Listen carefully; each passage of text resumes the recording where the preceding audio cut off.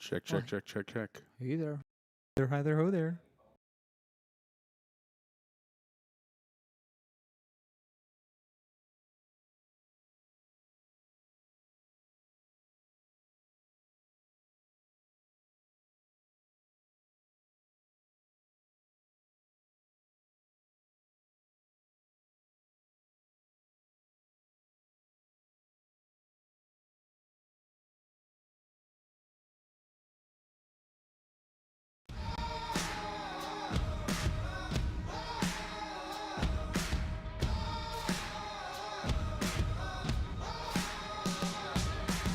Hey everybody, it's Rob. We're just about to get started with this week's episode. Less than 10 minutes left.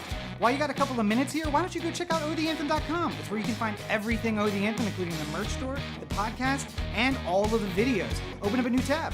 Anchor.fm/Oh The Anthem is the place where you can get direct links to all the podcatchers you use to listen to our show every week. Did you know we record every episode live on Facebook? Of course you do. But make sure that you're liking the page and turning on notifications so you get notified when we go live. We make a ton of video content between the podcast, the short films, Heretics. YouTube.com/Oh The Anthem is the place for it all.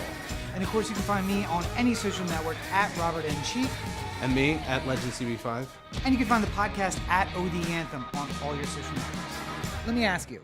Yeah. Would you forgive her trespasses if murders were down over the first year of her mayorship? No. And, like, the city was just generally better.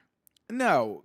I mean, what if things had improved by 50% under her first year of leadership, and then it came out that, oh wait, she was corrupt. My one line, and I think famously of musicians, this is where I've sort of said, like, I don't care how crazy you are. Okay. If I like the music. Yeah. As long as you don't actively hurt somebody.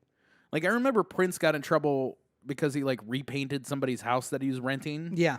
And it cost, like, $700,000 to repaint the house or something. Yeah, but he just paid and repainted it. Yeah, I mean, like, at the end of the day, nobody was really hurt. It was just that he had to spend a lot of money to repaint a house. Yeah.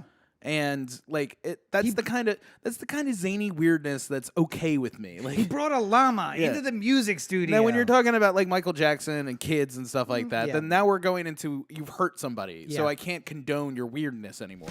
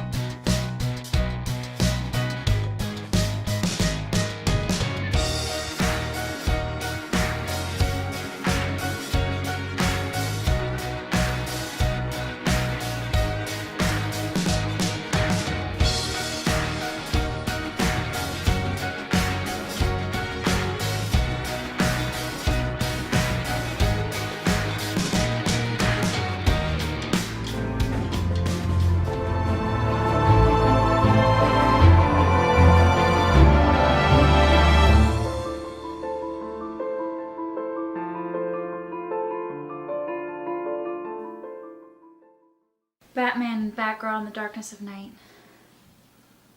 Batman, I need you now more than I've ever needed you before. I'm lost and I don't know what to do. Everything is just so cruel. I don't know how I can continue on like this. I'm losing faith. What kind of just world would befall this on me? If you're out there, give me a sign. What is it? Batman? Yes. Hold on. Like the real Batman? One must not worship false idols. You either die the hero or live to become the villain. Should I treat this like confessional then? If you want the proper justice. Well, a couple things have happened the last couple of days. Should I start from the end? I took the hero's name in vain. What did you say? Dick Tap Dancing Grayson. Why? Well, I was really angry and upset and vengeful. I didn't really mean to say it. What was the context? I was in the alley and some guy robbed and murdered my parents, so I just let it out.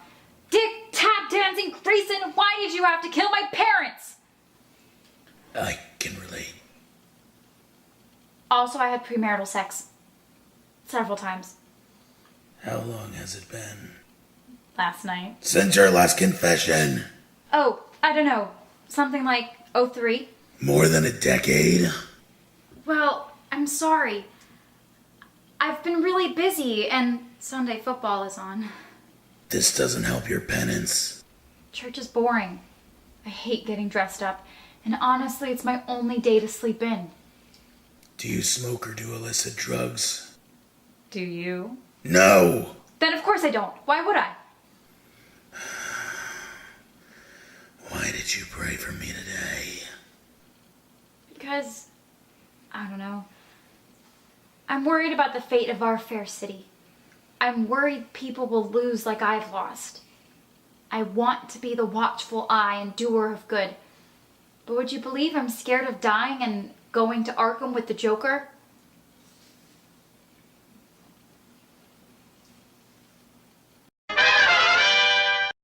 Alright, she prayed, which is a step in the right direction. She is, however, wretched.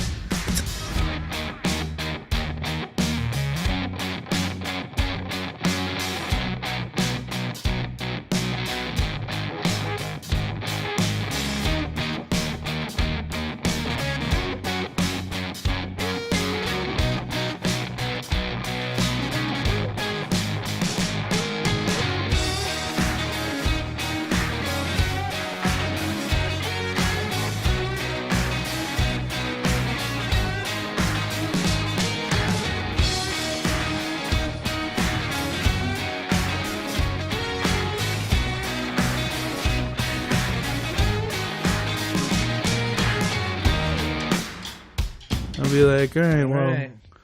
I'm going to make a phone call now. I just want to let you know that there's a convenience fee for me doing this.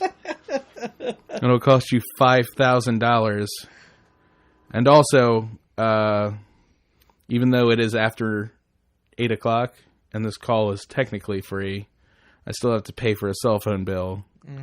So I'm going to have to ask for a handling fee of $10,000. He's like, whatever you want. He just throws checks out the window. He's like, just do it. I gotta get out of here. I have to see Squirrel Nut Zippers. Yeah. And then I'll just be like, all right, 9. Shit, what is that number? God damn it, it's right on the top of my...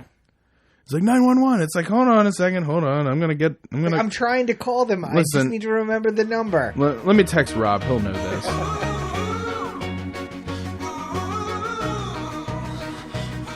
Need to exist. For what reason? I don't understand. Oh, because it's an industry, and if we get rid of insurance companies, then all the people who work at insurance companies are going to go have to find other work. And all the people who work at doctors' offices, and blah, blah, blah, blah, blah. I never heard anybody talking this much about Blockbuster when it was about to go up. First of all, where was the bailout for Blockbuster? Okay, because... It's like, hey, this is a horrible idea, and it's surely going to go out of business on its own, but we should probably save it because Blockbuster. Because people work here. We all remember how great it was when Blockbuster was the game in town. And, you know, there's nothing better than going and talking to Chet, who's like the Yeah. 60-year-old guy who works at the Blockbuster, who's seen every movie. Yeah, You're like, and hey, he- Chet, what do you want to watch? Yeah, and the guy who knows what you like. Yes. Like the guy you and Chet are right on the same page with movies. And he's like, So listen, when Chet tells me something I want to see, I know I want to see it. you're not going to see this in any of the newspapers. You're not going to see this on TV, but there's a new flick out, Lobster. Yeah. You need to go see this thing. It's like, what's it about? No. Don't. It's going to sound stupid if I don't tell wanna, you. I don't want to tell you. You just gotta watch. You just gotta trust me on this one. I'd be like, oh, all right. Yeah. Then I come back with the VCR or the VHS tape, and I'm like, Chet, you're a genius. Where's the bailout for Chet? Okay. Where-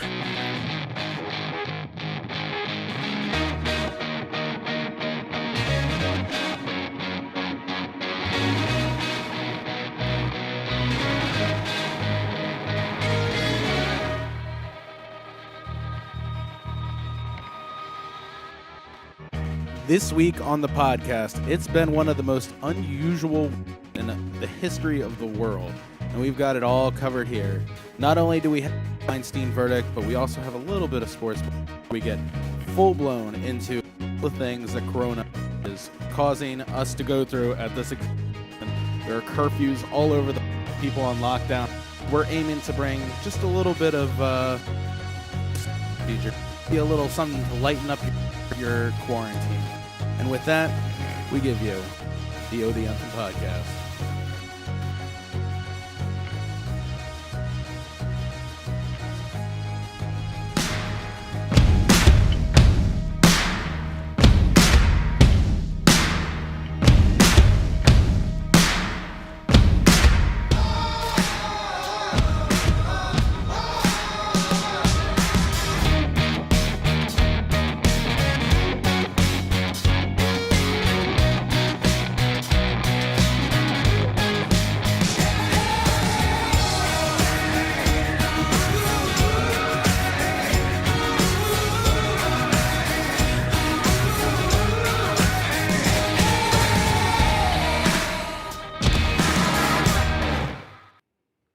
Hello from home. This is Corey, and this is the OD Anthem podcast. This episode of the podcast is brought to you by Corona, miles away from ordinary, and Corona Light, in case you only want to stay home for a couple of days and not a couple of weeks. Thank you guys for joining us for the episode 310 of the OD Anthem podcast. For you, as always, not especially under quarantine, but, you know. Under normal quarantine. circumstances as well. From OTA LA Studios, high above the 110 freeway in downtown Los Angeles, California. Thank you for joining us. Yes, indeed. And real quick, just a quick little bit of housekeeping before we get into it. Yeah. An update to odanthem.com that puts the entire OD Anthem store right there on the shop page. So go there. You can take advantage and see everything that we sell there. Or nothing. It's really nice. And it's easier to go and check out the videos, which are also fantastically on the website. A little bit about you and I on the website. Oh, I thought you were just about to say a bit about you and I was like, oh, what are we about to say? Well, you know, just people go read it. Right? Anthem.com. So before we jump into the topic of the week, or the du jour, as it were, let's just take a little break. Let's slow it down. And we'll talk a little.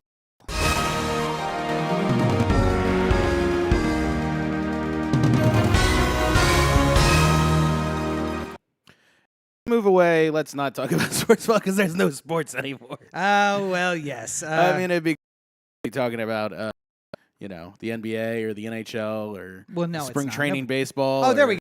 Something I care about. All right, fine, yes. But unfortunately, none of those things are around it. Yes. So we don't have those things to look upon. Even NCAA canceled their tournament. They out crowds, but apparently it's too. They're not going to play at all. Something up with your mic there? What's No, I was checking yours. I was just making sure it's. You're good. Things should be done before the podcast. Well, I think you started speaking a little bit out the. I did. Yeah. I like to move side to side and give everyone that Doppler effect. Yeah, absolutely. But yeah, so no sport to speak of, but in the hopes that sports will be played at some point this year, teams are still making moves. Yeah, so the NFL did not get the memo that things are supposed to be shut down because there was a flurry of trade that happened in the last 24 hours. First of all, the first one that came across the blocks was Calais Campbell, the best defensive ends in football, being traded from the Jacksonville Jaguars to the Baltimore Ravens. The cost, everyone settle yourself, a 5th-round draft pick. Now, you may say to yourself, that sounds like some amazing maneuvering by DaCosta and the Ravens front office.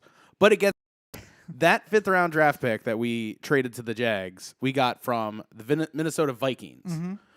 When we traded a backup kicker who was not going to make the team because, Tucker, to the Vikings, and they cut him 3 weeks later, but they traded us the draft pick that we traded to Jacksonville. Yeah. So it's kind of like we traded an defensive end for a backup kicker who didn't make it. Didn't make the team. Yeah. Not good enough to make the NFL team. Actually, I think he did make it. He just didn't kick well once he got there. It's hard to say. I wasn't following it, so I don't know exactly what happened. I feel like this is, of course, pending a physical, right? I'm sure. Yeah. And all these are not going to happen right away. So we might the Calais Campbell trade's official in July, and you're just like, oh, Oh, that happened. Or turns out he needs a serious back surgery. Deals off. They thought they could keep it hidden from us, and did not. They already drafted. Now we get your draft pick, your 5th round draft Kyle pick. Bowler's little brother, Bowler. Yo, It's like, oh man. he took us to a Super Bowl. To tell you, No, he didn't. yes, he did. No, he didn't. I don't remember who did. It doesn't even matter. Who did? Gerbag is the one. Who Oh, took- that's right. yeah. Elvis? Gerbag and Flacco. Elvis Gerback. Yeah. Oh God, that was the 2000. It was the guy who started the year. Yes. It was, Are you sure it was not Kyle Bowler? no, it wasn't. Mm. God, he's on ESPN all the time. It's gonna kill me. Anywho, whatever. Speaking of trades, the other one that happened. I assume somebody got into the St. Patrick's celebrating a little bit early. Is Bill O'Brien traded DeAndre Hopkins, considered one of the best wide receivers in all of football, for David Johnson, one of the not best running backs in all of football. Somebody formerly one of the best. formerly one of the best, but someone who looked like he's been about a year and a half in the stage of his career, whereas Hopkins is trending upwards. Yeah. On a very team friendly, and the draft picks were like it's like round picks going back and forth, and like See, I feel like this I just that's one of those ones that I heard about after the fact. I'm sure they just the Texans mentioned DeAndre Hopkins, and the Cardinals are just don't let him get off the phone. Let's finish this one, because if other teams find out that Hopkins on the block, then how do you like? If I found out that the Ravens traded like a 3rd round pick for DeAndre Hopkins right now, I would be ecstatic, and that is a better deal than what they actually got for him. Well, and I was gonna say, I feel like I remember playing Madden. I haven't played that religiously since like 6. Right. But sometimes you would get in this combination. You would make the first offer, and by the time 25 minutes had gone by and you're offering back and forth, you realize like, wait, what am I giving up? And then what am I getting here? I don't know how this has gone back and forth. Maybe it was that, or maybe something is Andre Hopkins and you don't know. He says, I don't want to play with whoever anymore. Possible. I just can't. The Steelers look like geniuses for getting rid of Antonio Brown. Yes. When they because everyone was just like, well, he's one of the best football. I don't understand. And I don't think DeAndre Hopkins has the same sort of like thing that follows him, but maybe it's the type of thing that we don't know about until he gets to Arizona and he's allowed to be unleashed. Yeah. Or maybe it's like Gremlin once he gets into the heat. Well, who's the quarterback in Houston? Deshaun Watson. Now, it might be either way. Maybe he's just like, you know what? I'm sick of Hopkins out there. I'm sick of Hopkins catching all the damn footballs regardless of where I put it. I want some fresh blood out there. Or, I like a drop from time to time. Or, Hopkins. Because I feel like it pleases me. More it's become like you have to watch out for that Antonio Brownness, where it's like there's something in the locker room that might end up being poison. And if we can get it out, this is later when that manifests itself, and then everybody are dumb when it first happens. Like, because if I remember correctly, that was said about the Steelers when they were talking about Brown. It's one of those things that only go one of two ways. It's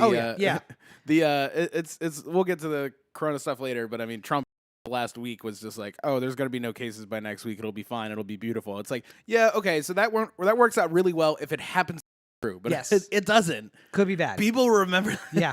It's like, oh, God. And then one last little piece of news, Ravens related, was traded to the Falcons. So, bye to our former first-round pick. But Mark Andrews kind of took over his. I was going to say, but the season there, we were seeing him only in like the 2 tight end formations. So. Yeah, there's a lot of tight ends, and I like. I think that, again, it's a continuation of Inazi we trust and DaCosta we trust. It's just I've learned not to ask questions. If something, the cognitive dissonance of you, like talking shit about the Houston Texans. This doesn't make any sense to me, but I trust the GM. It's a proven track record of if I was a Texans fan, I would not. If there was a thing that came across the crawlers, like Houston Texans just made a trade, I'd just be like, oh fuck, what the hell? Like, what is this? And then you look the worst thing ever, and you're just like, oh fucking. Jesus Christ. Again. For now. But like when I hear the Ravens made a trade, I'm just like, Okay. all right, good. Can't wait to hear about how we're going to be better now. Like, Yeah. We'll see. It'd be like the type of thing like Lamar Jackson could get traded, and my initial reaction would not be, how the hell do you let go of Lamar Jackson? It would be, well, they must know something. Yeah. Yeah. There's no way. There's just give up. Yeah. Like, Do you know what another word for that is called? Cognitive dissonance. It's trust. Yes. It's called trust. Yes. Yeah. Anyways, it may be the last bit of sports ball that we talk for a while. Yeah, I mean, there will be the draft at some point, and Because I was gonna say for the next few weeks there may be trades, but I felt like there was a flurry right now, and then they'll just. Chill out. there's always something sports happens. Sure, like sure. Kobe died, so like that was a basketball topic, but it wasn't like a.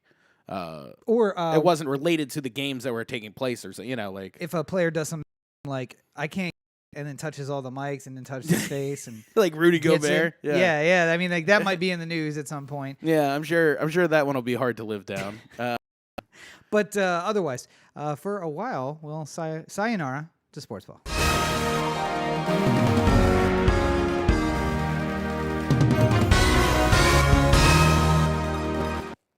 For me, Corey, because we're gonna get to for your consideration. I got to get flash. We would have it, except for we've all been quarantined, so. Oh, yet another person using Corona as an excuse. For doing their work.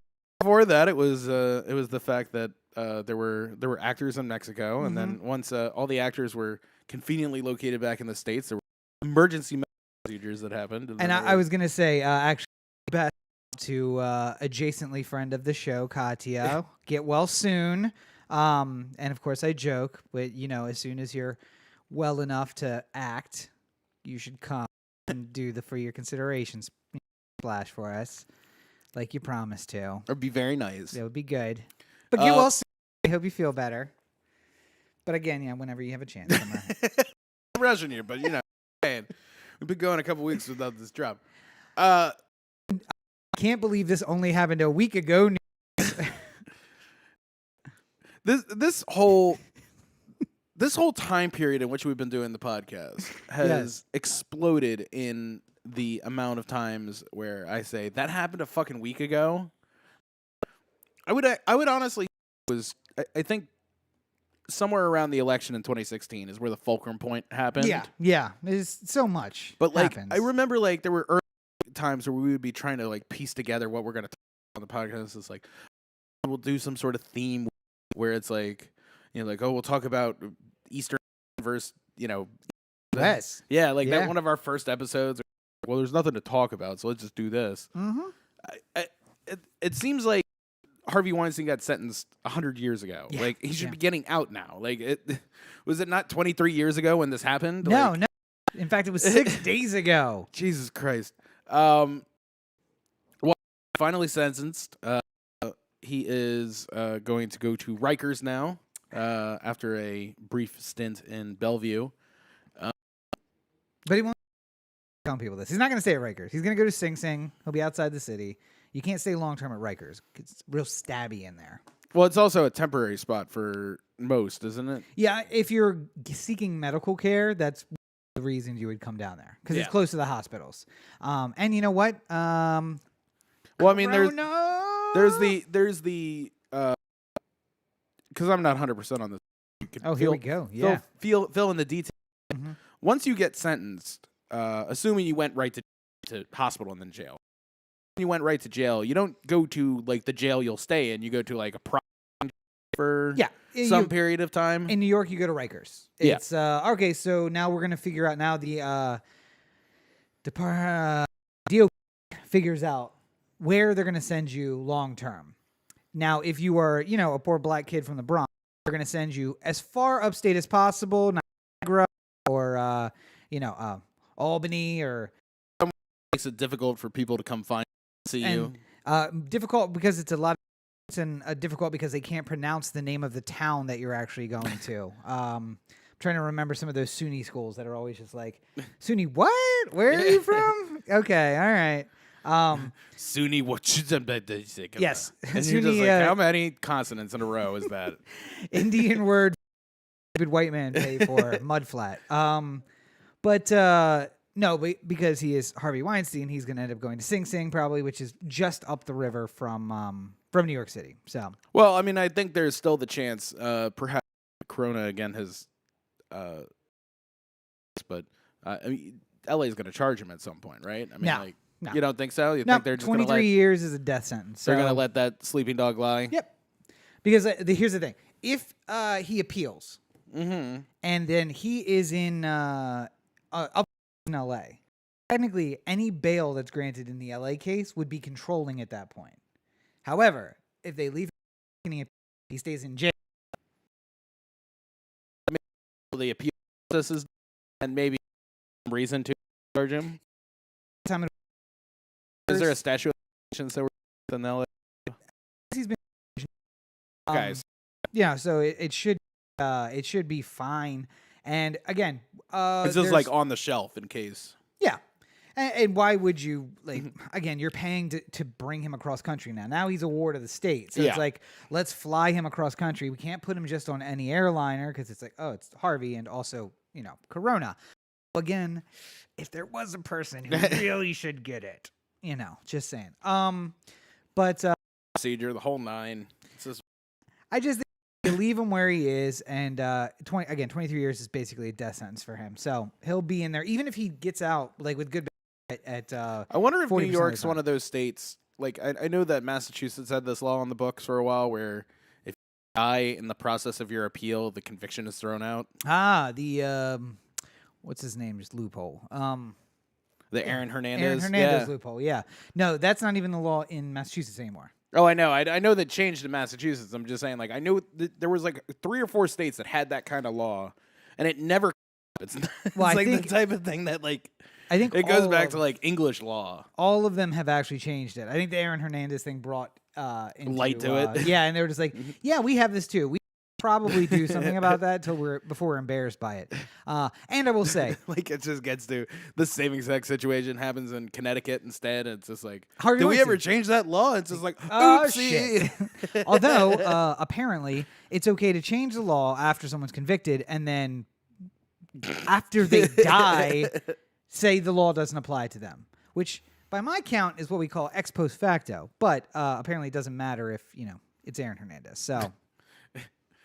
It's one of the, like, do you really want to be the lawyer going into court arguing? Like, do you want to be guy like, yes, Aaron Hernandez was an awful person. Yes, he was found guilty in a court of law, but he had an pen. Yeah, and when it comes down to it, we shouldn't apply the law. We should apply the law that happened, that he was understandably under. And, Yeah, the whole point. died with it still a law. The whole point is I can't. All right. You know what? Cigarettes. Oh, I should say we're gonna make cigarettes illegal. Make smoking illegal. And that gives Corey a month to quit smoking. Yeah, However, if I said, "Hey, or buy all the cigarettes. smoking itself is illegal," so if somebody sees you smoking, you're breaking the law. Just put a curtain.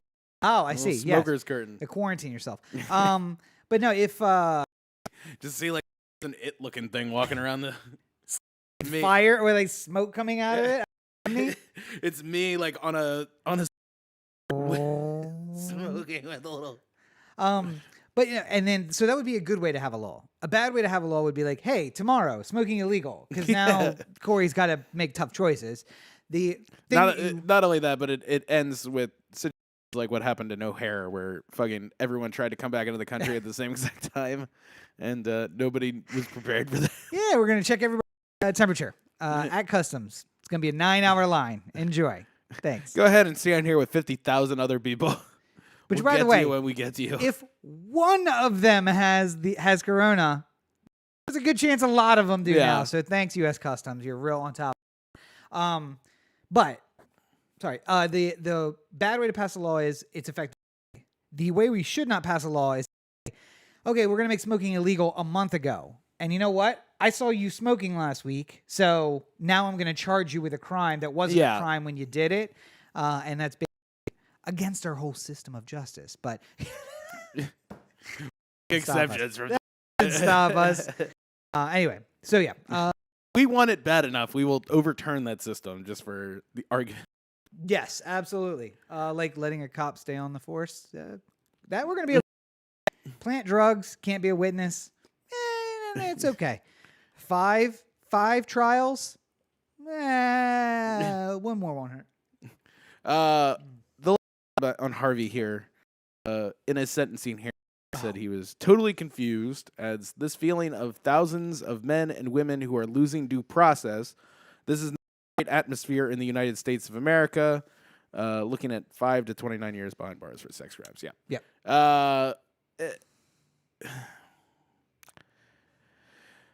Harvey is not the one allowed to make that argument, I think.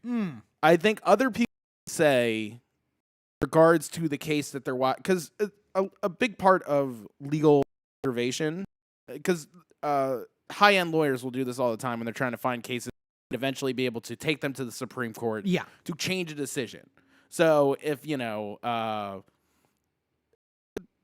just going to create the Masters won't let women in. So you're going to sue Augusta on behalf of one woman who was good enough to the Masters but was not invited because there's no women involved. Sure. And that's the type of case that like somebody will look for and say like there's a hole in the justice system that I can fill with this case and I can move it through and like yeah. So a week before Rosa Parks got arrested, there was a 15-year-old single mother who got arrested for not getting up on the bus.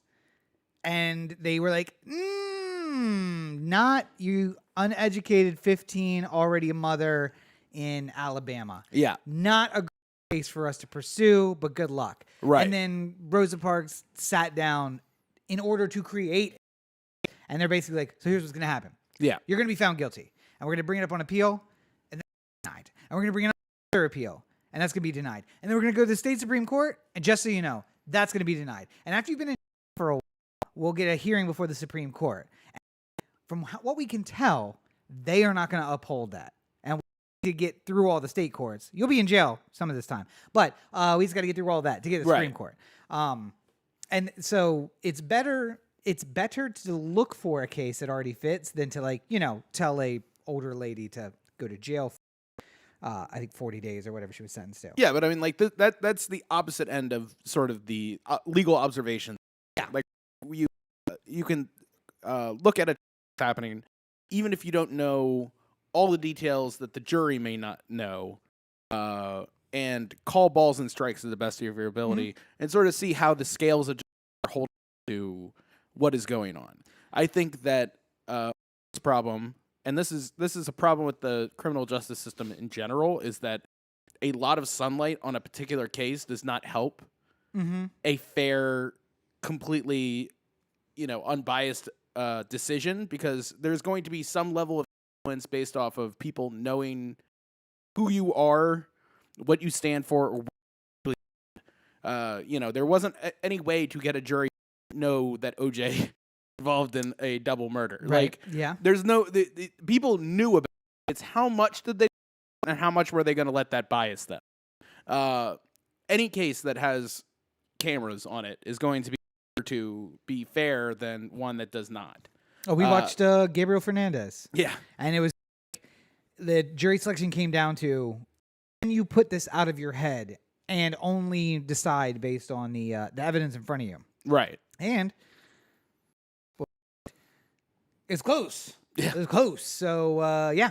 Well, I mean, and there going to be cases, I'm sure, that come up with Corona where it's going to be somebody didn't do something that was illegal, but the reason why they did, justification they're making for it is, I had Corona, or I was worried about it, or whatever the case may be. And then there's going to be people who look in the jury like, oh, I know what that was like. I'm going to have sympathy on this person, even though they might have clearly broken a law. It's like one of those, like, is it okay to send a person who steals the bread for the hungry family kind of thing? Like, it's yes, technically that was a crime, but are we going to look past, like, these I'm hoping for one of those juries myself.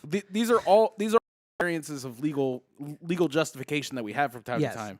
I don't know if it necessarily gets to the level of this is a 1,000 people losing due process. I think this is the same out of touch white guy that we have seen so much of in the last, I don't know, 4 years or so since an election in 2016, where it's just like, you know what? White men are so persecuted. And by the way, Harvey Weinstein being able to consider himself a white guy, just 2020 great and terrible in many, many, many ways. Like Yeah. it's there's a lot of guys who wouldn't agree with you, Harvey, about being white. But nonetheless, just like the idea that I'm rich and I'm being persecuted and this shouldn't be happening. I grew up in a where money could buy you out of any trouble you had. And what happened to that?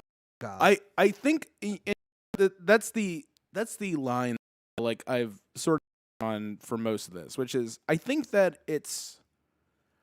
I will argue that it is not just for Harvey going into his case because of all the sunlight that was put on his story and what he had done and all the various accusers and stuff like that hurt him going in.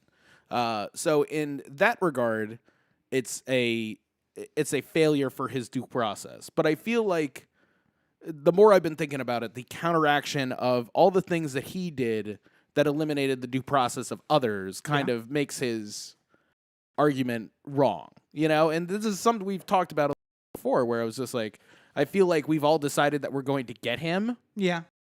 Feels good with anything that ends with him getting a guilty sentence for many, many years. But, you know, if there were more subtleties to this case than there were, then it would be tough to do that ram it through approach. You know, like that's this is a bad example of that because he was so bad for so long. Right. That you're just like, yeah, he is a bad guy. But I mean, like calling and threatening people and like there was the story like when the emails got released. Jennifer Aniston. Yeah, like Jennifer Aniston should be killed. Like, you know, there's no reasonable reason. That's not something that a normal person does when they're trying to allow somebody to freely in this world. Yeah. But I think, you know, I'm always one for the slippery slope. That's just like, you know, well, yeah, it worked for Harvey and that's fine. Yeah, we trust Obama with drones, but eventually it's not going to be Obama. Yes, we trust Obama with, you know, the spy tools that let them, the Velociraptor program that goes into your email and looks for the words bomb and what. Trust Obama with that. I don't trust Trump with that. Yeah. I don't want him to have it. And the problem is I can't give it to one and then away later. Once it's out there, it's always out there. And now that we've done this to Harvey, next guy. Now, again, not that he didn't absolutely deserve it, because he did terrible things for a long time. The hard thing about him making any kind of argument is how badly he clearly did something wrong. With his end is that he had no way of, you know, it's not like, you know, like, oh, of course I didn't since that night. And here's my receipt.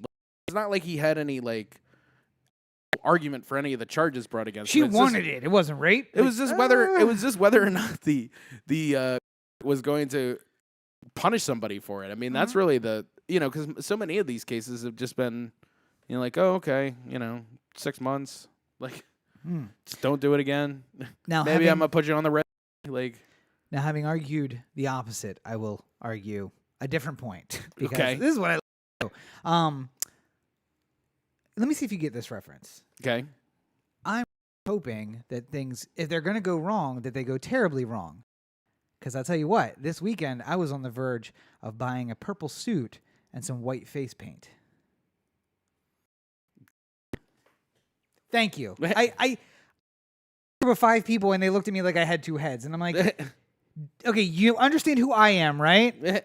And you don't get the purple suit and the white face paint reference. But my point, then if, I don't know, say some figure of chaos were to start, you know, doing chaotic things and, you know, public property and downfall of civilization society, and then we're caught and put on trial, I would maybe want the jury to be sitting there like, yeah, you know, this guy, they're talking about why are people getting evicted during a crisis?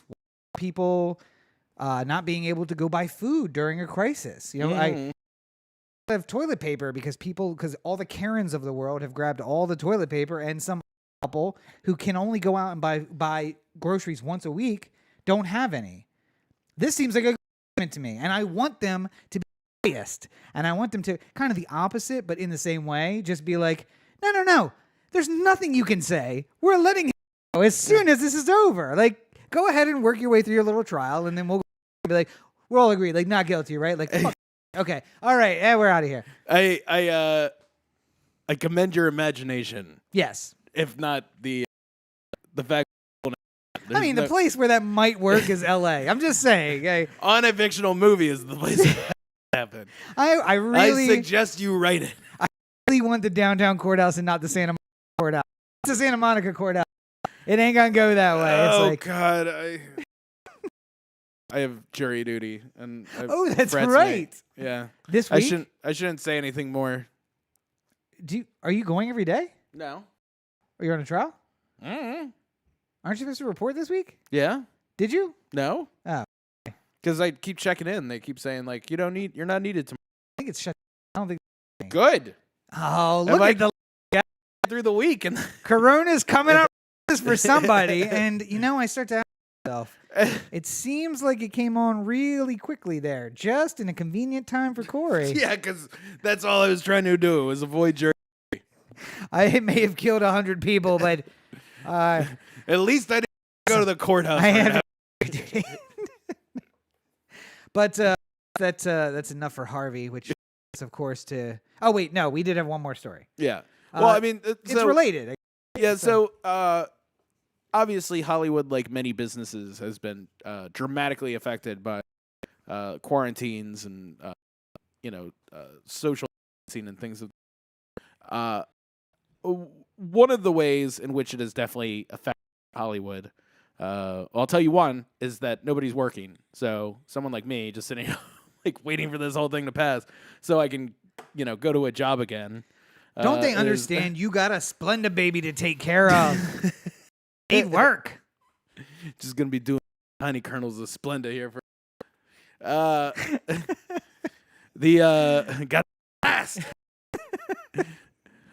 Other is that this is the time of year where projects start to come real in a lot of senses. One of them is pilot season, where people make one episode of a TV show and then executives watch them all and decide on which ones are going to go on to the airs later. That is pretty much gone because of Corona. Yeah.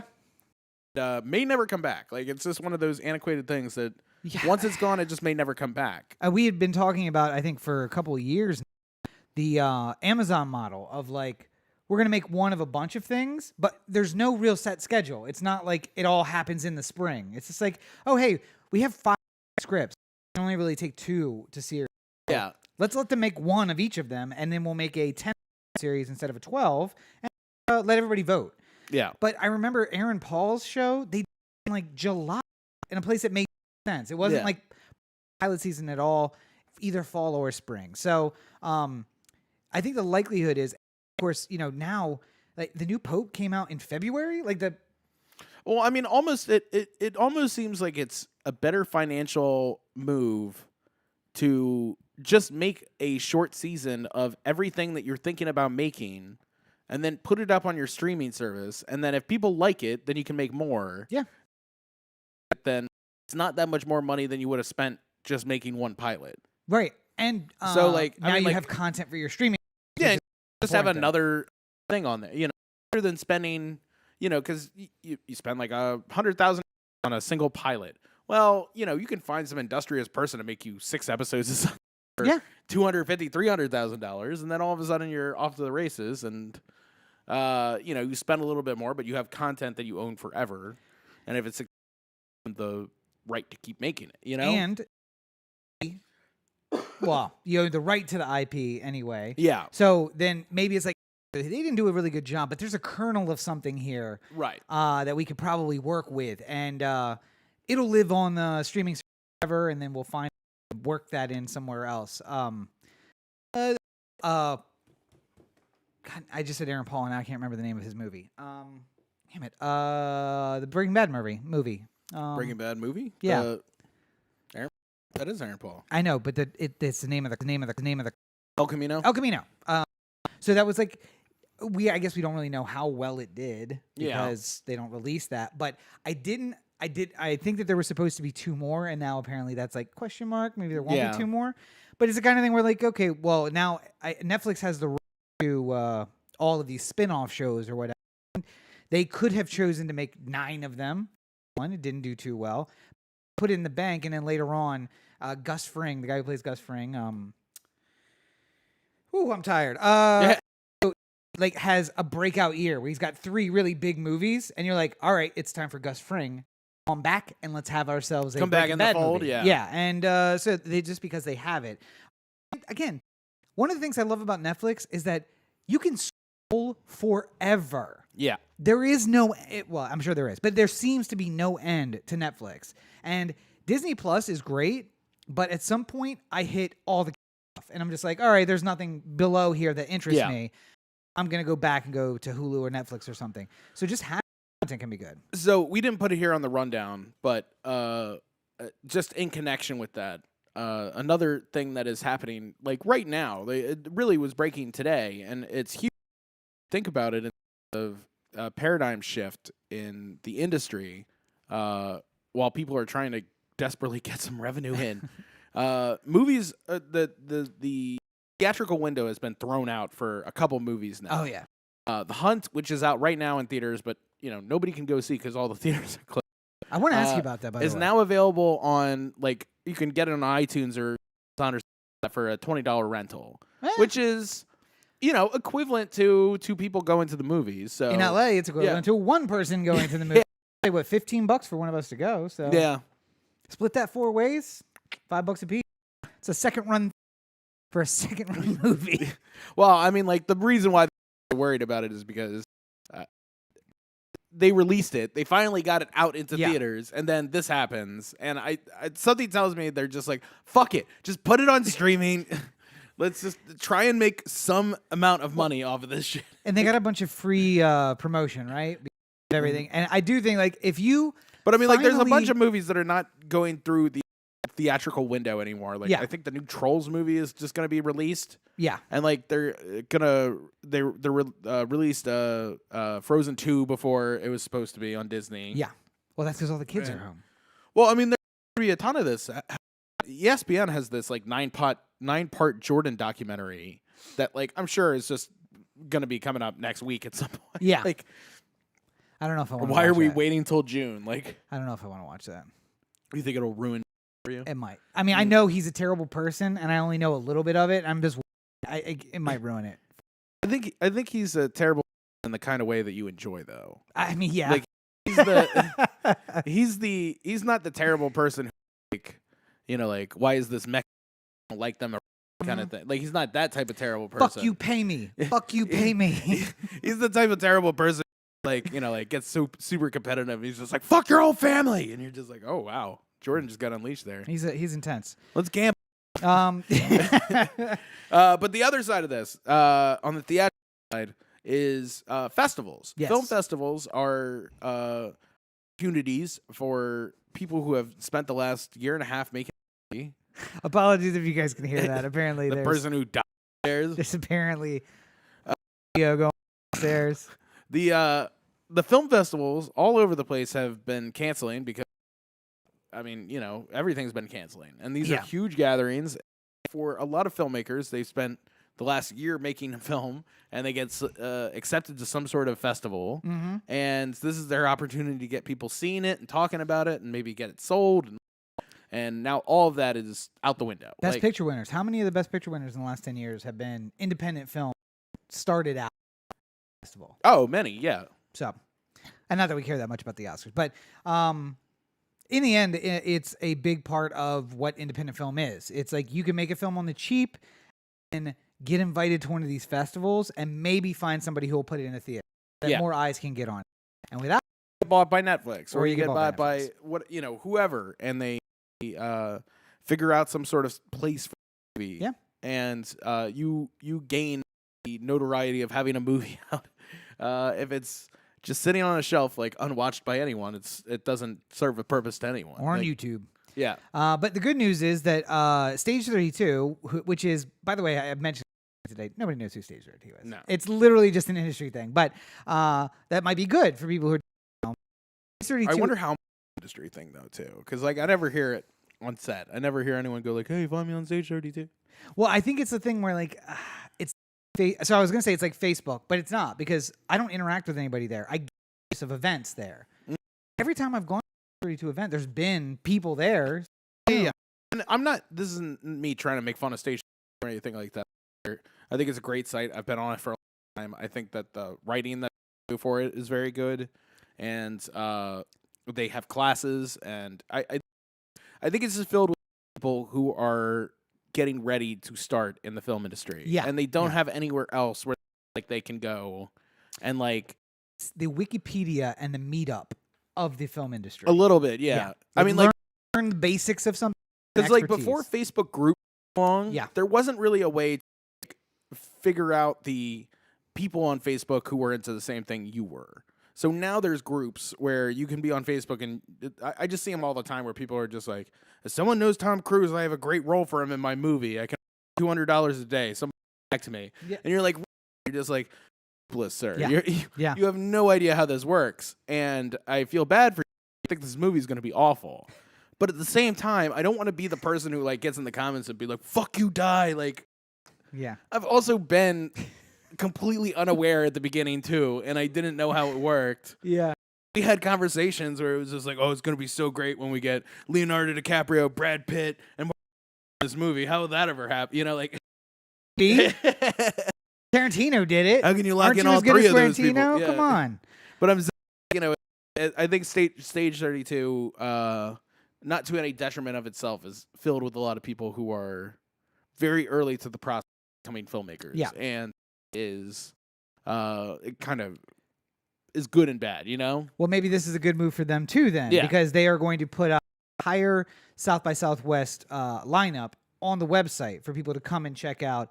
I don't know if it's going to be paid. It probably is going to be a paywall, but will attract industry eyes to their website. Well, I think they were talking about having an actual screening at a theater too here in LA. Not anymore.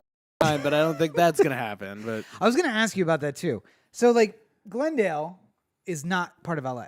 Right. Burbank is not part of LA. Right. So those theaters are still open theoretically. I mean, theoretically, I guess. I don't know what they... Because, I mean, the problem is that, you know, LA County calls it, I think. No, it's so... Is it City of LA? The city is the one... The mayor closed all the theaters. Oh, okay. LA County is still saying no gatherings greater than 50, and the bars or restaurants have to half see. Like, so it's this weird mixed bag. I imagine by the time you actually go to look for a movie, Let's go tonight. It's not going to be available anymore. Probably because like Regal completely closed up operations. Landmark, a couple others, I think. I will drive to Orange County to go to an AM. County will not be better for this. What are you talking about? I live in San Francisco. I'm sure there's no cases up there. County. That's where all the rich people live. They don't get sick. Come on, it's fine. Well, they do when Devin Nunes gets talking about going to telling people to come out. Come out to my. We're out at the bar. Well, no, it wasn't even that. It was to me the whole thing with what bothers me so much. Not coronavirus. What bothers me so much is that we are nobody has foresight of possibly go wrong next week. Mm-hmm. I on the podcast make a concerted effort to predict what's going to happen in the next week, because number one, it never looks good. Even if you're mostly right, like you're still going to find that one part of it you were wrong on 1%. and call you on that shit. Yep. But and, you know, if you're calling something like, oh, the elections next week, who do I think will win? That's a little bit of a different thing than what we're talking about here. Joe but, Biden, like, by the way. Trump was having statements saying, you know, like a week ago, like, oh, we're handling it flawlessly. There's 15 cases, like, in this place. And I imagine next week they're going to be 7. And the week after that, it'll be 0. As soon as they get warm, the virus will go away and everything like that. Listen, if he had been able to quash all of the testing, I'm really great at science stuff. Like, if he had kept all the tests from people, then you're right. He would have been like, no new tests good as the virus spread and kill people. So, but I mean, like the real problem here, I think, was for the early days of Corona in the U.S.,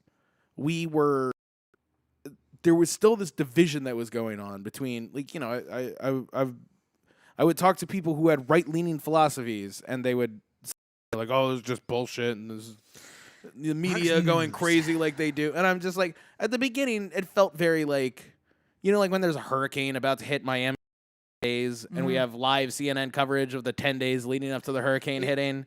It's bright and sunny, and It's bright.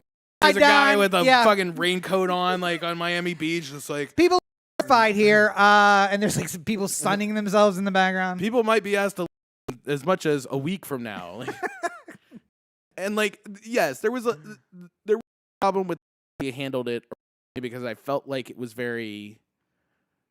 felt very hysteria for hysteria's sake. Yes. And then when other things started happening, where we're buying out toilet paper and stuff like that, I'm just like, this is more hysteria for hysteria. This is people like who sit at home, watch TV all day, and all they hear is coronavirus, and then they're just like, holy shit, I got to get food because I'm never going to be able to eat again. Like Milk and bread, milk and bread. And it can hopefully not be like this, but we have to behave in a civil society, and we have to, for the love of God, stop making Trump had a press conference today where he looked like he was a deflated balloon. Yeah, like yeah. Somebody came up to him and was like, cut, because you can't go up there and say I've been doing everything flawlessly, because it has gotten significantly worse in the last week. Yeah. And the reason why it has is because everyone's been trying to follow your lead a little bit here. It's been bad. And Bad it's advice. been bad. Yeah. And finally, states and cities and localities and corporations had to decide on their own whether or not they were doing this sort of thing. Like, the NBA suspending its season isn't something that it wanted to do. It would have preferred to do anything but that. But it did that on its own without any, like, there wasn't even a thought. It just happened one day. There were games on the schedule, and then all of a sudden they stopped. Like, there was a discussion about hazmat suits. Could they play? Could they play in hazmat suits? Like, it would be a deterrent, yes, but everyone would be deterred equally. It would cut down on the between the leg crossovers for sure. Yes, yeah, and the dunks, because it's hard to get the visor up to your head where you can't see where the rim is. We'd have to sew the names and numbers on everybody hazmat suit. I think that ruins the hazmat suit. Also, by the way, We have to put it on James Harden's hazmat.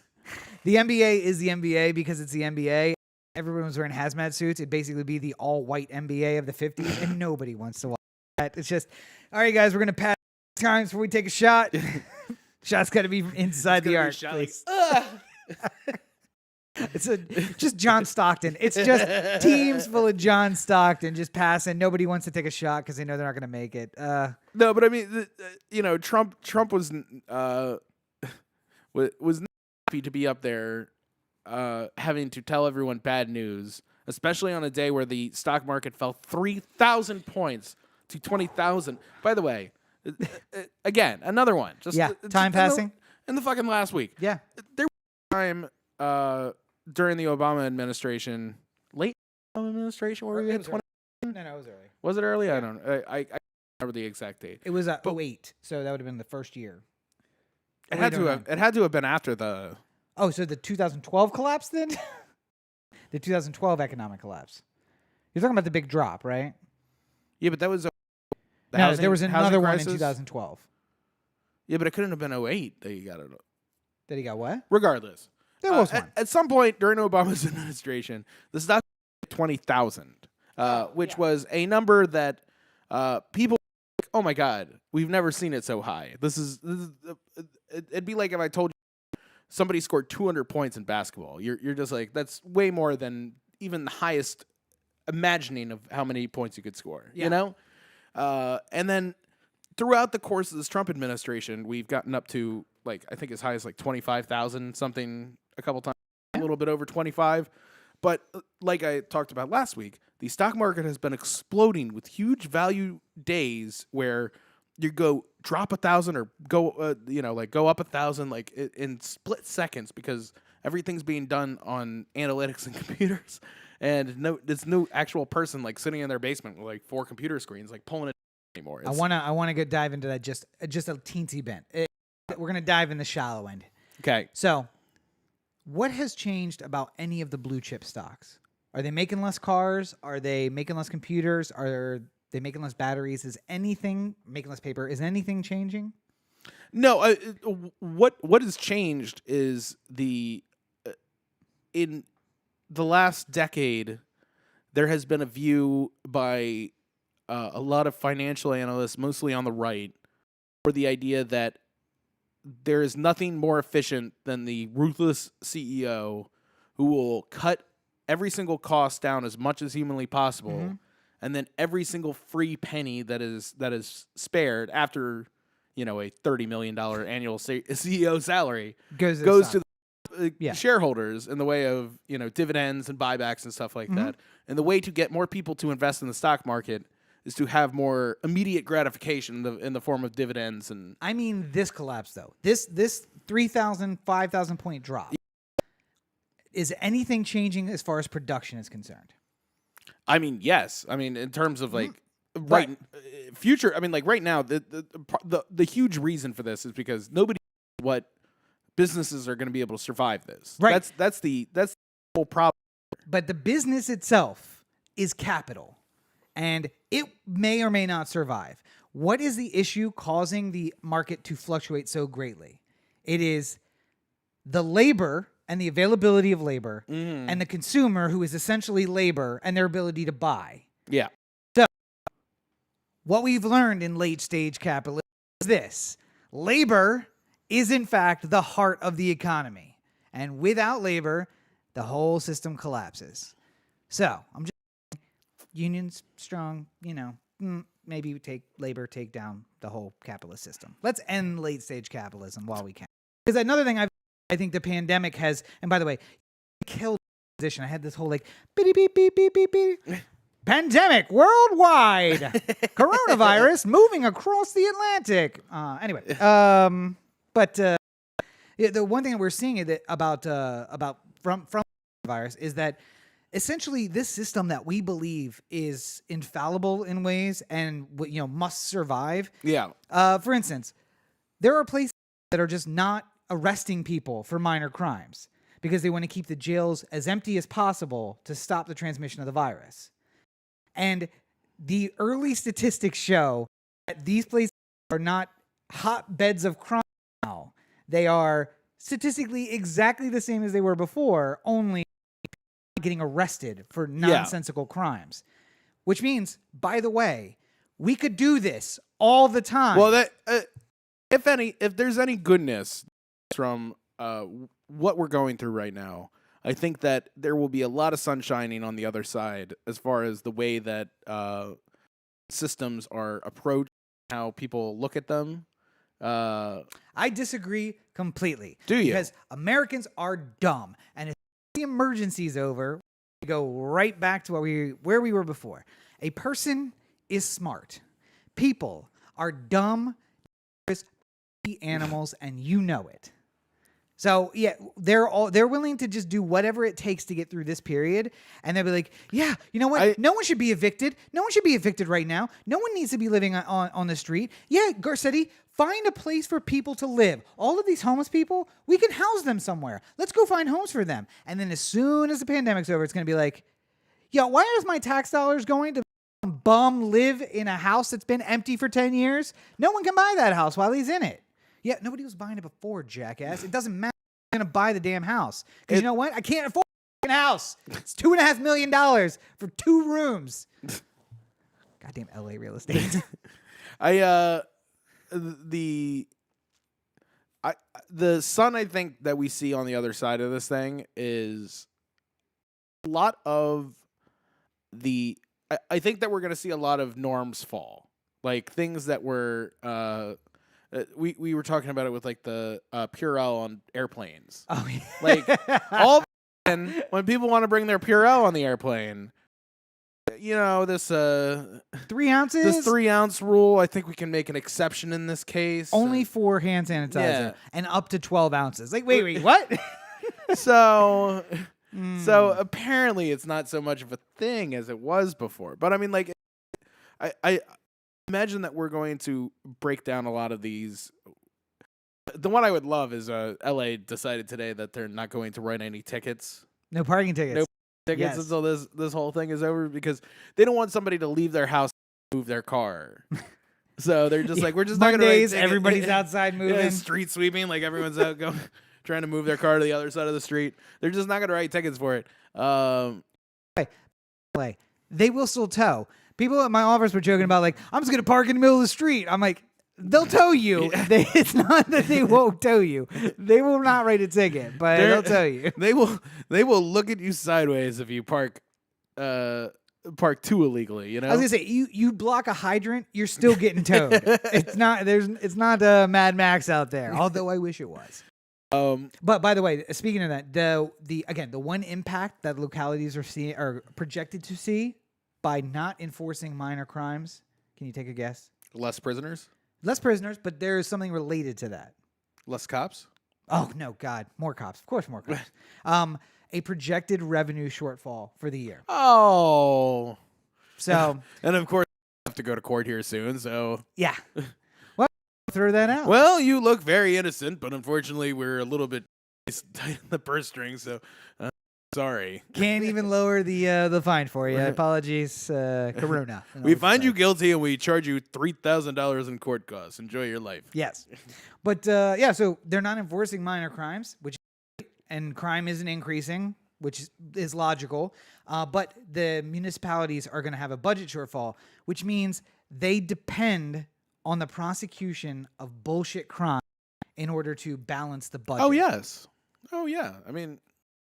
You are nothing but a cash register for your local municipality. It's not, you know what? It's so much beyond that, though, too. It's because it's not even necessarily about being, because there's a certain where a regular everyday citizen who gets a parking ticket every 5 to 10 years and gets a speeding ticket every 5 to 10 years is revenue for, municipalities and stuff like that. But you also have to think about the outrageous waste that goes on, too. Oh. Where if they decide, this Rob guy has really been a thorn in our side for too long, and we're going to take him down. Yep. And if they decide they want to get you, there's not a day that goes by where you don't commit a crime. Yeah, I mean it's impossible. The oldest rule of society, which is if someone really wants to find you guilty of something, we break laws every single day. There was a police officer who said you can't drive down a street in America without breaking a law that I can pull you over for. Yep. The that Rob's the thorn in my side, and I'm going to take this opportunity to get him, and I'm going to spend unlimited funds in the process of doing so. Yeah, and it's not because at the end of it, we're going to find Rob guilty of racketeering and all the houses and cars and money that he has that we seized is going to be able to go towards operating budgets and stuff like that. It's just we don't like Rob, and we're gonna prosecute him, and we would literally spend as money as we want in the process of doing so. We're gonna spend hundreds of thousands of dollars to get the hundreds of dollars that he has, but it'll hurt him a lot more than it'll hurt us. Yeah. And speaking of eroding civil liberties, San Francisco now has a 24-hour curfew as of midnight tonight. So in 3 hours or so. New York is likely to get the same in the next 48 hours, unless somehow the restaurant and bar and movie ban slows the rate of spread. But it's likely that they'll get a curfew. LA is likely to get a curfew in the next week or so, unless, again, these minor things are able to slow the spread. Yeah, I mean... So I know there's a lot of our intention is not to repeat the things that you've seen over and over again from other places. I assume everyone knows to wash their hands at this point. Yeah. Which, by the way, I was going to say a return to normalcy. How about a return to non-normalcy? Keep washing your hands, people. Dirty bitches. Do it forever now. This is all I've ever done. I worked at a restaurant for a decade. All I ever do is wash my hands for a minimum of 20 seconds in hot water. Yes. Not cold, I'm just washing it like hot water to get the germs off. I will officially know the pandemic. I mean, it doesn't have to be scalding hot. It could like Warm water. water. But I'm saying like hotter than just turning on the water. You know. I'll officially know the pandemic is over the first time I see one of the dudes at my work just walk out of the bathroom, which used to happen all the goddamn time. You walk out of the stall and just right out of the bathroom, you dirty mother. No, but now there's a line. Now there's a line at the sink while we're waiting to do our straight 20 seconds. Yeah. And I see this. Yeah. Because there's a website that gives you your own song to jam out for your 20-second hand washing for. So I'm down for it. But yeah, let's keep that part of it. Maybe not the overwashing, because I think I have been overwashing a lot. Yeah, well, I mean, I think the problem is that Hear that dry skin? I feel like I'm a pretty reasonable person and don't get stuck in the hysteria. Yeah. And it's fine for me to stay in, and I'm committed to helping out with trying to spread the disease and stuff like that. Not spread the disease. Sorry, I pulled a Trump and I just used the wrong. All down cause. I think my problem is that it's just like that. I lost it. I had a thought and then it was gone. What were you just washing saying? my hands? Oh yes. The little bit of what's the thing where you think you have every disease? Oh, hypochondria? Yeah. Like the little bit of like anytime I do have to leave the apartment for like 30 seconds to go to CVS and get two things, and I'm just like, I'm going into like the war zone and I'm just like, I'm being attacked. You hear one cough and you're just like, next aisle, move. Like, So I like I'm not one of those people, but at the same time, it's like almost an aspect of this is crushing everyone. I posted a Believe that video. there's constant assault. Posted a video on Instagram of like I'm not scared, but I'm not stupid either, of me wearing a mask. And then I was on my way out, actually leaving. So I went, but I put the mask in my pocket and I scooted on down to CVS. And I was not going to wear it in the store. Right. I made it maybe 3 steps in the store before a woman 10 feet away from me just is like, no covering the mouth, no elbow, no nothing. And I was just like, these dirty mother... And I strap it. And I just walked around the store and I was like, it was hot as hell in the store because there's so many boxes in there and I'm sweating and the mask is so hot. I'm like, it's worth it because I'm not going to get corona from some dude at fucking CVS. That's not going to happen. But anyway, so we joke about being quarantined and but there are people who like, hey, your brother, is he still in San Francisco? Yeah. Yeah, so he's going to be stuck. Yeah. He's been stuck for a while.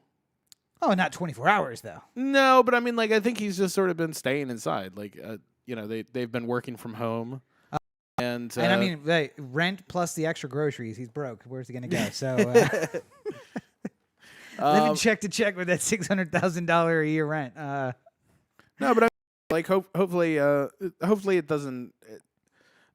I feel like the curfews at the very least that I'm hearing about are meant as a if we can simply stop it a little bit by letting everyone not to go outside. Like, but when it's like searching for a suspect in the Boston bombing, the police said, well, we hope that by just storming into people's houses all over the east end of Boston, we can find the bomber. Like, at what point are we going to say, I get it. I get that there's a good reason for it, but the good reason is not enough. Yeah. And just saying, hey, voluntarily, everyone stay inside. We're not going to enforce a curfew at all. And then let Darwin work it out. Let all of those dummies that get out and go to the bar or want to go to the bar. See, but the problem is, and I thank God Garcetti closed all the bars and restaurants. People were out on Saturday. Before, I mean, like, St. Patrick's Day is not going to be as big of a thing because it's not going to be a big drinking day on but and it's a Tuesday, so. But I'm saying, like, yeah, I would have appreciated if everyone's. I'm saying, like, videos from, like, Mardi Gras, fucking 50,000 people at a Post Malone concert. Yeah. Apparently, like, a bunch of people got sick at Mar-a-Lago where Trump was having a thing. Thank God. I just couldn't happen to a better crew of people. Here's the thing, though, and connecting to sports ball a bit, the NFL canceled the rest of their season. Well, suspended. Yeah. Suspended. Well, everyone's suspended at this point, but you have to imagine if all this these goes on seasons are for done, yeah. for any length of time. And then, of course, the Canadians tie drinking and hockey and everything together. And much like on Family Guy, where they show the paradise that would be Ireland if whiskey had never ended, it took Canadians 48 hours to isolate the coronavirus after hockey was canceled. They're like, no hockey? What? All right, boys, let's get our gloves. We're going to figure this thing out. And so they've now, the problem with the thing is that they had to give you this whole slew of tests. Yeah. And it's like, if they're positive on 7 of these 10 tests, that means it's coronavirus. Okay, great. Well, now we actually know what virus actually is, and they can design, or they have now designed a test exactly. Now they go into mass production, so in like 6 weeks, we'll have tests for it. But 48 hours without hockey, and look what Canada has accomplished. I just think we should take away beer and hockey from them forever, and just There was a great meme I saw. Day 2 without sports. Found out my wife's favorite color is yellow. Who the fuck's favorite color is yellow? Oh yeah, which leads me to the divorce lawyers when they see getting quarantined together. Well, I've seen it both ways too. There's a lot of people who are gonna be getting married because they spend a lot of time. It's also true too, but we just staying together for the kids. So I mean, we're running a little long. The only thing I would kind of want to cover is that I like that celebrities are standing up and saying that they're infected, and I just wanted to mention that because I feel like we have really. This could have gone a dark place where it's like a racial thing or it's a class thing. Like only poor people get it, rich people, or only old people, I mean, that was the thing that was going on with kids going to the bars. They're just like, well, what the fuck do I care? I'm not old. Like, I'm not gonna die from this shit. I'm gonna go have St. Patrick's Day. Like, but it's not about you. Yeah, and but then like Tom Hanks, I think was the first one. Him and his wife coming out and saying that they were infected, and everybody, oh. If Corona's coming for Tom Hanks, it could come for me. All right, it's the nicest guy in the world. I don't know. I mean, Corey hates him, but other than that, I don't hate him. I love Tom Hanks the person. I just I feel like I've seen so much of Tom Hanks in my life that I instantly recognize him when I see him, and it makes it more difficult for me to watch movies where he's supposed to be somebody else. Right? You know? Like you have said before, I wish Philadelphia was real, and I wish he had not survived it. But Idris Elba coming out today and saying that he had tested positive. I just think it puts a human turn on it. And it's just like we are all racist. We are all. I mean, they're all rich, but it's like it's not just the poor. It's not just poor people. It's not just Well, I mean, I would specifically with it was, I guess, because it all these sort of dominoes. I feel like there was never a more packed hour of real time where a bunch of different things were all happening at once, but they were all related to the same thing. So Rudy Gobert, it was announced that he had tested positive for corona. Immediately, the NBA season was pretty much done at that moment. Like he had spent like 20 minutes saying 20 minutes, it felt like the game was canceled, and then other games were being canceled, and then there's games that are happening still, but there's like 15 people there, and it's like this is the end of the NBA season for a while, and then beyond that, there was Tom Hanks and Rita Wilson, which happened like 20 minutes after that, and then all at the same time, Trump had that White House press conference or the Oval Office. Everything's fine. Everything, well, you said, there's not going to be travel from Europe except from England. Yeah. And no products, and then everyone freaked out. Like, you've done a bad job of the Oval Office address if you have to go back and figure out ways to correct the things that you said wrong during the process of that should be the one that's so locked down. Like, you're not saying anything that's not 100% ready to go. Like, and, maybe check CNN headline news before you go out there to talk, and just be like, all right, we should postpone a bit because Tom Hanks tested positive, and that's going to be a big deal, and NBA shutting down. So, but I mean, like all these things.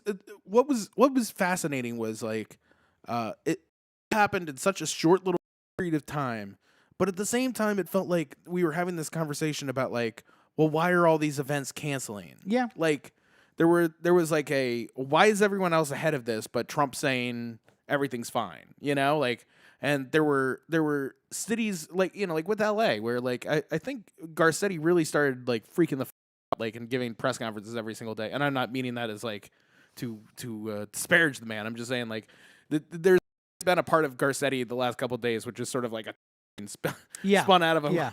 Like he's working for a change of pace. So he's sweat on his brow, you know? Yeah. But there was sort of a thing that was happening early where it was just like LA County's got 12 cases and you're just like, all right, well, we got fucking 10 million people. Like, I think it's like it took a while to like hit this critical mass where everyone was, oh fuck, like what? Everyone was only half engaged and they didn't see like, yeah, we don't have that many cases. And I think everyone was like, oh, we're not testing that many people. Yeah. We should test more people and see if those statistics hold up. Yeah, if it stays this low over, you know, a couple thousand people, we're good. I think what Trump and all his people were hoping was that like these were just going to be all the cases that there were. Yeah. Because like kind of like slowly moved a little bit here and there for the first couple of days. It's like, oh, we got 12 cases in LA. Now we have 15. Now we have 18. Now we have 197. It's just like, holy shit. Where'd that 94. humongous There are only 94. No, but I'm in saying LA. like it certainly seemed like it went from one day being like 15 people to being 80 something people like within 24 hours. That's because they started testing people. Oh, I know, but I'm and saying the Bay Area, by the way, the same thing. It was like a slow crawl, and then a bunch of companies were like, we'll buy these off-the-market tests that the government won't buy because they were German, I guess, and they didn't say they were trustworthy.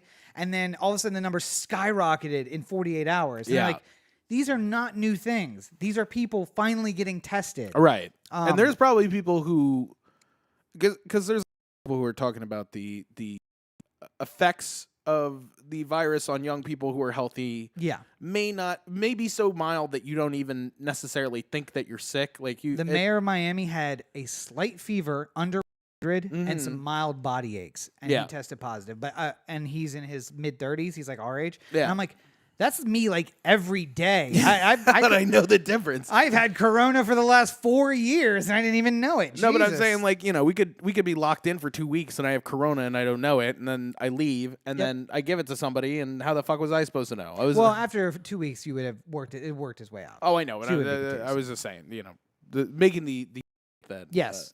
Don't go around your parents or my parents and we'll be fine. Oh, well, that's right. Yeah. Well, I think that's about it. I think we've had quite enough excitement for 1 week. Let's be honest. We'll be talking about Corona again next week because it's not going anywhere, folks. It's going to be around. Yes, there was a chance that acted like Italy at the beginning or South Korea at the beginning. By the way, have you seen the South Korea story? With the drive-through testing and... No, but before, why they started doing that. No. They 100% contained. One person screwed that up. 34 patients that were tested positive, and patient 31 left contained, went to a church service, went to a mall, went to a buffet, came back, and then took the test. Even though do not leave, can't keep you, but do not leave, please. Yeah, please don't leave. And they can tie like 7,000 cases to that several visits before she came back and got. So if we had done that, like a better job than South Korea, or what Italy did, where it's like out of control, shutting it down, which again, civil liberties, I would make an argument against. We could have killed this whole thing, but now we are on this like exponential curve upward that is going to peak. And I was talking with the Uber driver that brought me home today. Like the reality is, this is probably going to infect 70 to 80% of people. But the question is, when do you get infected? And if Corey gets it, and then, you know, a week later I get it, that means that we are not at the doctors at the same time. Yeah. And because we're both young, we're not really threatened by this particular strain. We'll probably survive it and have minor health impact. A fever and some body. It'll be a flu, and we won't be happy, but we'll survive it.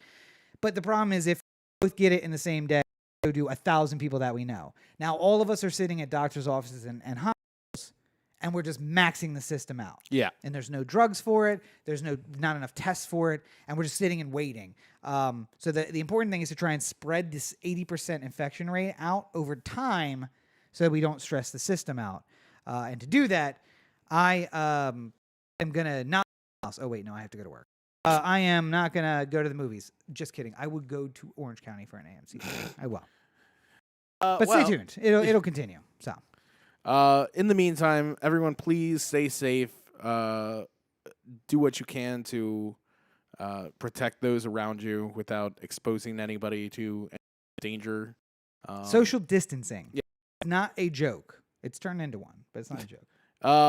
And please, no matter what you do, pay attention to your local boards of health, whether that be a state or like a county or a city level, to get the latest information, because if anything was proven in this last week, the federal government being slow, the presidency for sure, to be so slow to react to this has caused it to get a lot worse. So you always want to add great informational sites to your bookmarks. CDC, LA Department of County Department of Health for us. Mm-hmm. Is there any other websites you might want to add? I mean, state of California. Right, yeah. Anything else? But I mean, like, for people in Maryland, the Maryland Department of Health. Yeah. And most importantly, I think if there was any place that you want to go to get all the latest information. Yes. It's OhTheAnthem.com. Core to OhTheAnthem.com. Oh, the Anthem on Facebook, Twitter, Instagram, and the listener line, 443-219-7595. What's the number again? 443-219-7595. And you can find more of me on my website, CoreyBakerFilmmaker.com, Facebook.com/CoreyBakerFilm, CB5 on Twitter, Instagram, Snapchat. No movie review in the books right now, and I don't know when the next time we'll be able to actually go to the physical theater to see another movie is, but I'll do something here shortly to help pass the time, and hopefully you enjoy that when it comes. And you can find more of me out in public, which is why I got my mask taken care of. I just realized shirt's black, background's black, mask is black. Yeah. I got black block on right now. This is what's going on. And it's not making the most ideal audio. You can't hear me very well? Well, it sounds like you're talking mask. I'd like to take the mask off, but you've been coughing a bit through this podcast, and I got to take care of myself, Corey. I was born in darkness. I was born in darkness, molded by it. I didn't even see light until I was a man. Anyway, you can find me and fantastic stuff just like that at Robert N. Cheek on all your social networks. RobertNCheek.com is down for the time being. I'm rewriting the entire thing on Dreamweaver because I got time to teach myself Dreamweaver. Teach yourself code. And then build a website. That's what I do. But in the meantime, make sure you check out youtube.com/Rob Cheek for the Everyman movie review. Right now, we have Invisible Man up. And what did I do just this past? Sonic? Sonic is up. I just did one. It's coming out tonight. Dang it. Can't remember. Bloodshot will be out Thursday, though. So, brand new movie coming out Thursday. So make sure you check out youtube.com/Rob Cheek for that. And, of course, you can find on my Amazon authors page, you can search for me on Amazon, Robert, and find links to all the books. Buy those books. Thank you. And I think that's basically everything. Oh, yeah, I got a new track coming out. It's going to be my first track. It'll be on SoundCloud, hopefully later tonight. So later tonight or tomorrow, look for that. The super hot fire on SoundCloud. Well, wondering why you're bleeding too. That's the reason. That's the reason why. It has nothing to do with Corona. It's Rob has released a new track, and it is not what they call a slap-worthy offense. It's so I tried to record it last night, and then the recorder recorded nothing on the SD card, and Corey was like, maybe that's the signal. Maybe the recorder was like, maybe you shouldn't release this. This is not great. He looks at the recorder, and it shot itself in the face. And to that I say, I have auto-tune, so meh. Anyway. I think we've done good here today. We've done something. I don't know if it's good. But as always, you're listening to the O The Anthem podcast, part of the O The Anthem digital network. For Corey, this is Rob. Have a great week, everybody. And please stay indoors and keep your social distance. Yes, indeed. And go to theanthem.com if you're looking for something to pass the time. Got nothing but time on your Yeah, hands. go through the history. How much Instagram can one person watch? I don't know. How much content do we have on YouTube? 300 hours. It's a long time, folks. That's 2 full weeks of content. OTheAnthem.com.